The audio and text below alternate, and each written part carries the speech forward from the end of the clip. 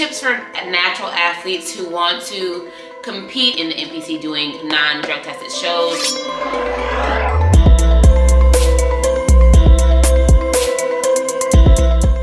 Alright, y'all. Welcome back to my YouTube channel. Got my notebook ready. Usually you'll see me look down if I kind of plan out my notes and my thoughts just so I can kind of run through everything that I thought of when I was answering your questions. This is gonna just be general advice that I've learned from my personal experience and from the experience that I've seen around me after being in the industry for almost 18 years. This video is for the people who want to prep naturally in the industry and just kind of providing just general tips of what I found that has worked for myself and what I find that will work for other people. And now keep in mind, like, though this video is advice for my natural athletes, this also can really help my enhanced athletes as well. So help as well, and that's what I'm here to get y'all on board with. People probably always wonder why I don't talk about this. I don't talk about it because I personally don't think it matters in the grand scheme of things. I've seen natural people do really well, and I know a good bit of them that are in the IFBB Pro League. And I've seen people who aren't everything under the sun not even be able to get their pro cards. At the end of the day, what you look like when it comes to that stage, if you bring it, you bring it, and that's the person who will win. So I always want to keep that in mind. If you're going to go this route in the industry in general, you are going to run into a bunch of coaches. And I've seen it myself and I've heard it myself because all these people come to me. You're gonna run into coaches who, one, don't know how to prep natural athletes, don't want to prep natural athletes, okay? There's gonna be two things. Because it does require you, when you get to a sticking point, you can't be like, oh, we're just gonna do this. Like, no, you gotta figure out some things and really coach to kind of find what's gonna work for your athletes that is in their realms of how they wanna run their prep. So it does make it a harder job, especially as time goes on. You're gonna need to kind of just dig in that brain and do a lot of research and see what are the natural methods to get things moving based off what the athlete is going through. So people are gonna believe what they wanna believe regardless. And like I always say, you can argue with your mom, you're not gonna argue with me. And you'll have the coaches that be like, oh, well, you don't know everybody in the world, thus you are automatically a liar. So tread lightly when you run into coaches like that. Tread lightly when you're running into coaches with, who are gonna say, you gotta do A, B, C, and D. That's not the case because nobody is the same, okay? So if you run a coach that says all or very strict on what has to be done, you want to kind of tread lightly with people like that, or people who, after you've already stated what you're going to do and how you want it done, they don't want to agree or go with how you think is best for your body. So it's important to note that this style of prep does take time. Whether it's, and also too, it's about knowing where your weaknesses are. You're gonna have to be really objective and understand, like, all right, I know this doesn't grow as quickly. I know I struggle in this area for my fat loss. Kind of run through all those things and give yourself the time and grace to get all your ducks in a row first before you decide to step on stage. Now, in that same breath, like I said, it takes time. So if you're a brand new competitor and say you want to do figure, or say you're really slim and you want to do bikini, but bikini has more of still a 3D pop look, you still have to have shoulders, you have to have glutes, you're gonna have to take that time and those years to build that muscle, to give yourself something to even start with. So what I find is a lot of times people jump into the sport, yes, and I always say get started and then get your feedback after, but you had to recognize that at a certain point, in a certain level, if you're going to the pro levels, you're gonna need a certain amount of muscle on your frame to be able to create the shapes that you're seeing on the Olympia level, on the pro stages, and on the highest national levels. You wanna be able to have that muscle on your frame, and that can take years. So for me, before I came to the NPC, I had all my natural pro cards. At the time, there was like only 4 or 5 natural federations that I can remember. So I had pro cards on that side first. So before I did my first NPC show, I had already been competing on the pro ranks for 4 years. So I got a lot of training under my belt, and my foundation was kind of really strong because I've been running track my whole life as well, plus multiple other sports. But also at the same time when I started competing, I had been training for bodybuilding specifically since 2005, okay? So it was always, I trained with my parents, it was always as heavy as you can go for as many reps as you can go. That was my training style back then. So I had worked on building that base of conditioning and power at the same time because I was still running track. So there was 2 different kind of ways I was going through and training my body to create that muscle as I went. Now keep in mind too, a large thing to always remember is genetics play a very large role in this sport. It's a genetic sport, it is what it is. But people, it depends on too, kind of like when you're thinking of genetics, what are you thinking about? Like, does that person naturally have a wider clavicle than their hip ratio? That's giving you more of that X frame just based off of their bone structure. Do they have better calves over here? Do they just naturally have bigger glutes over here? There's certain things, and people say genetics, there's different pieces of people's genetics that people are talking about. So you can't overarching say, oh, this person has great genetics. But it's like, okay, this person has this piece that makes them do well in the sport because of how they were brought up and how they've trained. So kind of think of it like that. So when we're talking about building that muscle, there's certain people who have genetics where it's harder for them to build muscle in general. If it's harder for you to build muscle in general, you're going to need to take that time, find the training style that works for you, and push that to the maximum so that you're able to get that body moving and get the muscle growth happening. When you're thinking about trying to be your best on the stage, you got to make sure all your ducks are lining up so that way you're able to create just more balance, more depth, more muscle, depending on where you are in your prep and depending on where you are in terms of your muscle growth. Making sure that you're taking the supplements that are going to help you do that and help you recover. So yes, sleep alone is great, but if you're working out to a large extent and you're depleting your body of the macronutrients that are not being put back into your body with food, you're going to need to take supplements in order to help your body recover as much as possibly can. So it's about to be about those attention to details and making sure that you're doing what you need to do outside of the gym as well to make sure you're maximizing your potential for growth. If you're not making sure you're getting enough sleep, if you're not making sure that you're not stressed, if you're not making sure your gut health is okay, you're not doing everything it can. And you can't afford to, as a natural athlete competing in non-drug tested shows, let anything slack off. You gotta be on it, and really, really push yourself to the max. That way you're able to do that. There's certain supplements, I know when I was younger, my main go-to was creatine. I took a lot of creatine almost every day. The only thing about that, when you take a lot of creatine, you're gonna have to make sure you're drinking a lot of water too, because at the same time I was running track outside in the heat. So I sweat a lot, and then everything was just kind of pouring out. So at that time, I probably should have taken some more electrolytes, but I didn't. I also made sure, since I was running track at the same time, I made sure I always had my glutamine in at all times. My mom was like, take your glutamine, so that way I wasn't burning my muscle off, because I was doing way more cardio that didn't go with the bodybuilding per se. I was doing way more cardio, but I had to try to keep as much muscle on my frame as I could. So I made sure I had my glutamine and my creatine going the whole time. Now, with that being said, this is your glutamine that we have at Evogen, but we also have Cell-Chem, which is our post-workout version, and that creatine helps to get your muscles rehydrated, and it keeps that fullness, that 3D pop as you're going. It also helps you train longer and recover faster and keep that fullness. Now, in terms of pre-workouts, you also have your EVP 3D and your EVP Extreme. This one is going to have caffeine. This one does not. I personally don't do caffeine in the improvement season. Back when I was kind of going to school and running and doing all that stuff like that, I would do more caffeine, but it wasn't to where I needed to do it every day.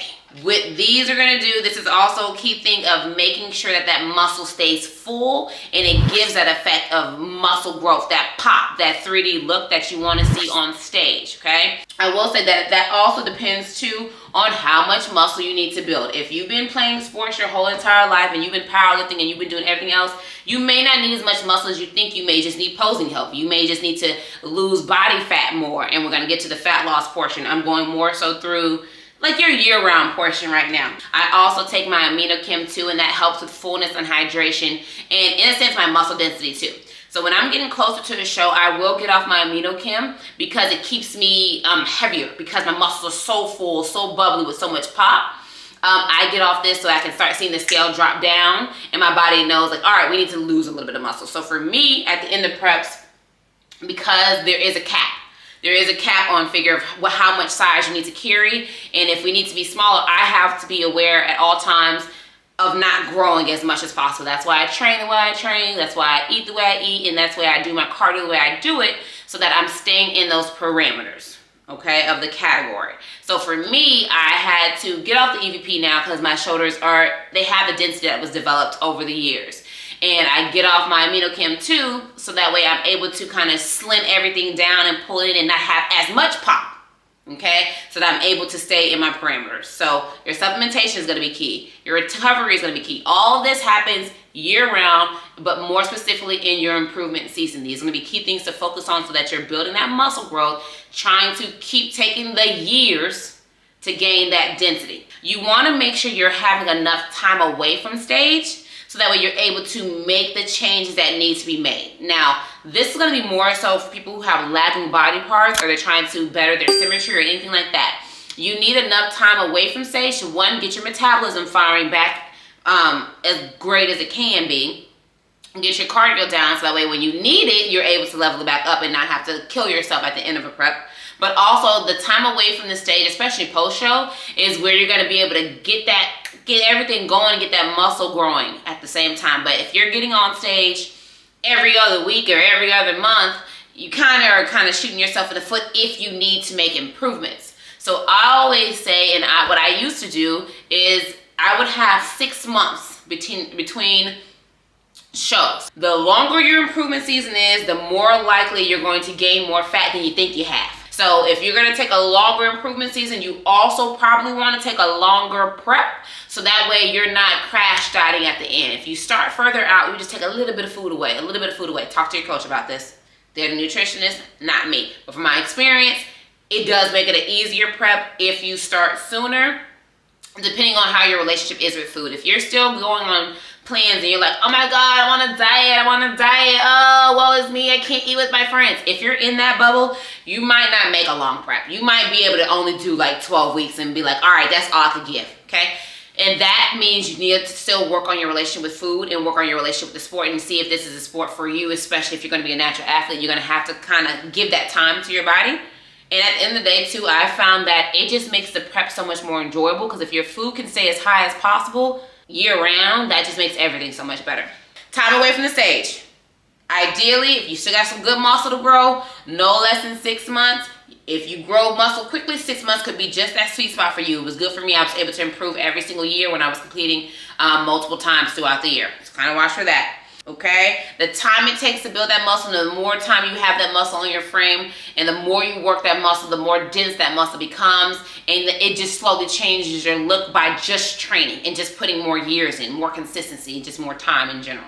We already said no crash dieting, focusing on sleep and stress. Okay, so again, these things pertain to kind of any competitor. You want to make sure you're mitigating stress and getting your sleep as much as possible, but it's going to be even more important because if you're not having extra supplementation that can help you lose fat faster, that sleep that you're not getting is going to make you gain more weight. Keep in mind, if you're a natural athlete, you have nothing else to help you besides going to sleep. Okay, you have your fat loss supplements and our fat burners, but at the end of the day, that is still going to move at a certain pace, and you still have to put the work in that you can control. And you can always control how much sleep you're getting and how much you're going to decide that you're going to let your body stress over A, B, C, and D.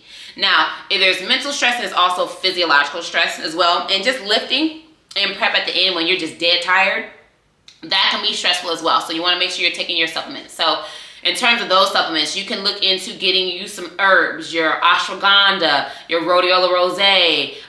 There's any type of adaptogen that just helps you learn how to, helps not necessarily you, that's gonna be more of a yoga meditation thing when you're kind of going here, but physiologically, if you're going to take those adaptogens, it's gonna change your body's response to how it handles stress.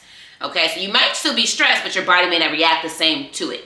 So I make sure I always keep those in pretty much year round, but I really double up on like your teas and things that relax you going down the road. And again, that can go for any competitor. Just kind of find the things that make you happy within the prep so that you're keeping your stress low and able to get that sleep so that you're able to recover faster on top of your supplementation. All that goes hand in hand, and there can literally be no stone left unturned. You're gonna wanna watch your workout intensity. A lot of people think they train so hard, but they may not actually be training as hard as they need to. So you want to watch for, if you want all these changes to happen, you got to make sure you're putting that work in and making sure that you're able to get those changes by lifting a little bit more intensity. That does not mean lifting a heavier load. It just means the intensity in which you're lifting. So that could be anything from lifting a heavier load, doing shorter rest, kind of changing up the variables, time and attention, different things like that, different training processes to make sure that your body is understanding like, hey, all right, this feels heavy to me, let me grow. Okay, so you want to start making sure that intensity is there, and that all kind of starts here, but then you put that into your plan when you're working out. Now, not everybody can train by themselves. Some people need a training partner to be able to push them more, to be able to spot them, but you just want to make sure that intensity is there for whatever your goals are. And if that is to gain muscle, training partner could be helpful, because that way you're going to be more comfortable allowing them to help you push and get those last reps in when you may not have been able to do it yourself safely. We have gone through the year-round stuff. We've gone through the improvement season stuff. Now it's going down to the cutting phase. The key thing, again, is going to be the type of diet you have signed up for, okay? If you do a crash diet and you only give yourself 6 or 8 weeks to get down and the fat is being a little bit more stubborn, chances are your cardio is going to go up and that's going to flatten your glutes out, especially depending on what type of cardio you do. For instance, if I do fasted Stairmaster 2 or 3 times a week, my legs are going to disappear. Now, if we need that to happen, that's fine. But back when I was a smaller person with less muscle density, and I'm grown now, back in the day I was a little child. So if you're kind of worried about that, you want to make sure you're paying attention to what exercises affect you. Okay, so for a lot of people, you've seen people do HIIT. I'm a HIIT person. So for me, I don't lose muscle based off of HIIT. Some people, it's too much stress for the body. It doesn't allow them to recover. It can be more detrimental to their frames more than anything. And then you have the people who do steady state, or if that's like the elliptical thing, and it may not be intense enough for them, or maybe good for them.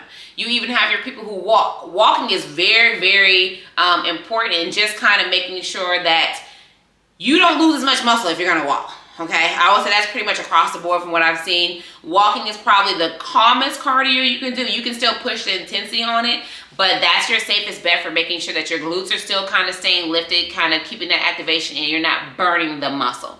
Now, of course, that all goes down to how much food you're eating too. But if you're making sure that you're getting your aminos in from your amino chem, taking your EVP, keeping the fullness through there because you have the creatine still going, you're staying hydrated, you're getting your sleep, it's less likely that you become catabolic, okay, which means you're going to lose muscle. So you want to make sure all those parameters are set up to where you're able to find the workout that works for you.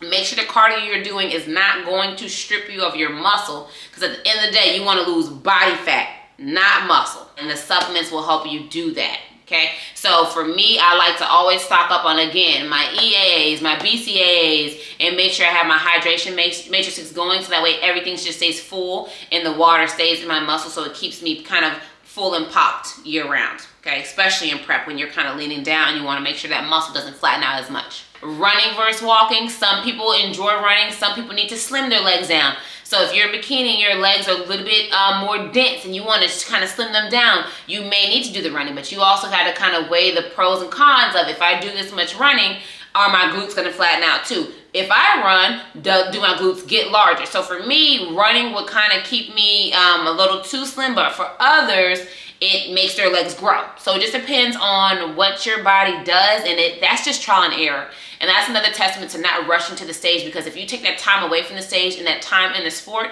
you'll learn what your body actually likes. And that also changes as you get older. As you're just spending longer time in the sport in general, no 2 preps are the same. So something that worked this last prep may not work in the next one. So always be aware of that and be ready to kind of shift gears if need be. Another thing too, another way to stack the supplements. So during this phase, so back when I had less density, probably like 3 years ago, I would stack my EVP with my EVP AQ. Now, that's for me to get an even larger pup, and so I would only do that on the body parts that were lagging. At the time, we wanted to bring my shoulders up and my back up to match the size of my legs.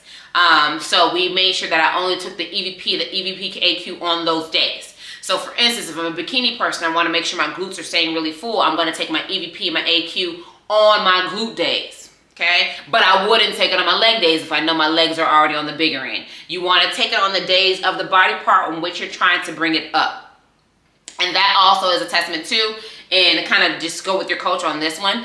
For me, I have seen people and I've had clients and I've had friends who do take their pump powder before they get on stage, so that way your system isn't changing up at the last second. You're doing exactly what you did going into the show on show day. Okay, so that's a key thing though, of making sure your coach knows exactly what's happening at all times, and you would talk to them about this method of just keeping your pump powder in, so that way if you're doing a little glute pump backstage before you get on stage, that all the ingredients in the supplementation are going into that area that you want to be full on stage on that day, and that should already been taken the days prior and the weeks prior, so that way your system is used to it and you don't have to worry about your water changing, your water levels changing. When you're doing your prep and you get to the end and you're getting dirt tired, this is when having somebody there with you, like a coach or a friend or a spouse or somebody there to kind of help push you, is going to be very, very helpful. Because what happens is, when you get to the end of prep, people try to start lifting less. Like, yes, you can lift a little bit less because you want to make sure you're not risking injury, but you don't want to lift so light that you're not working the muscle anymore. So what that can look like is if I lift 35-pound lateral raises, I won't necessarily be like, oh, I'm going to go and lift 5 pounds today because that's what my body feels like and that's what I want to do. You still want to be able to push that weight where it's challenging enough, but not like you're in the improvement season. Okay, so if you're able to keep that muscle working and kind of just pushing itself, it's going to allow you to keep that muscle fullness more and more. And that's one thing I've personally learned, because back in the day when I first started competing, I'd go in the gym, baby, I could lift 2 pounds, 5 pounds, and I was worn out. Okay, but now my energy level is high because, one, I take longer preps. My preps are extremely healthy. I make sure that I am always recovered. I'm getting my sleep. My gut health is A1. I'm making sure my stress levels are low. I'm meditating. I'm doing my breathing exercises. I'm doing all these things to make sure that my body is at its optimal state and really paying attention to those details. So key thing is going to be making sure that weight is still moving as much as possible, so that way you're able to keep that pop as everything else shrinks, like your waist and things like that. You want the muscles you want pop to stay pop. And now one of the things that I think is most important, especially for a natural athlete, is making sure that you're reversing properly. The whole reason I started reversing was, well, let's talk about when it was. It was after I ran my first Olympia in 2017. At that moment, I was like, okay, I need to level up. The year before, I had done like a whole week off thing, but not like how I do it now. It was very much eating pizzas and junk, and like it wasn't cute. Okay, I gained a lot of weight. Once I secured the title, I was like, okay, this is what we've done now. It's time to level up. How do I do that?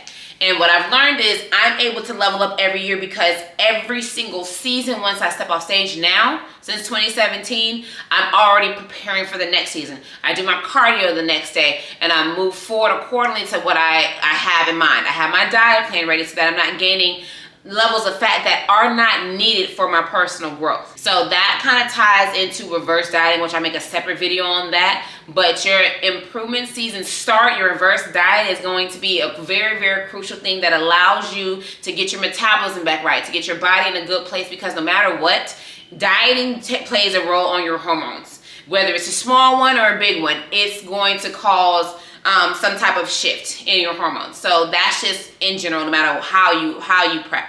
It is what it is. So when you know that, you want to make sure you're giving your body all the head start for the next year, so that way you're playing the long game of saying, all right, now my body's going to feel great. My goal here is to get my cardio lower, get my food higher, so that way next year I'm eating more, and the next year I'm eating more. And that's one thing that's worked really well for me, is every season I've been able to get better with my maturity of food post-show, but also just how I handle the post-show experience in general. Now that does take time. I've been doing this a long time. But once you kind of put your goals here and the instant gratification here, it makes everything so much better. And then once you do a season where you're able to kill your reverse and you saw how much better it made you for the next season, it becomes a habit of always working towards that feeling of just feeling good. Because at the end of the day, when you do a good reverse, you feel good, you look good, you feel good because you look good, and you just kind of move forward from there. But the reverse is going to be super, super crucial, because if you don't gain a bunch of fat here, there's not as much to work out on the back end. So always think about the front end